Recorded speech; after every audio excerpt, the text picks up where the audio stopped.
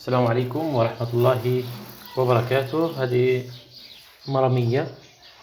كيف احنا بدنا ننشف المرامية؟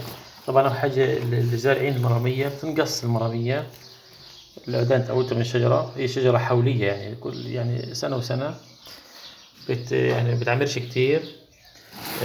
بنقص سيقانها طبعا، وبذورها يعني زراعتها سهلة يعني وسريعة النمو، ويوصل لها لما نسقيها مية حلوة. طبعا نقصها بالمقص ونجيبها على البيت.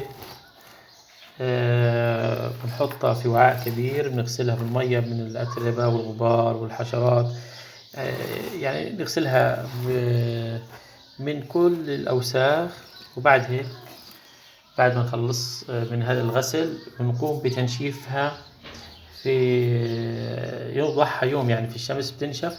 وبعد هيك بتبدأ تنشف شوية شوية، وبتصبح المرامية بهذا الشكل أو أكثر. يعني كل ما طولنا أكثر تنشف أكثر.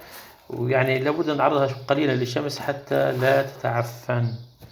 وهذا عن المرامية المزروعة. الناس اللي بتزرع المرامية كيف يتم تنشيف المرامية. السلام عليكم ورحمة الله وبركاته.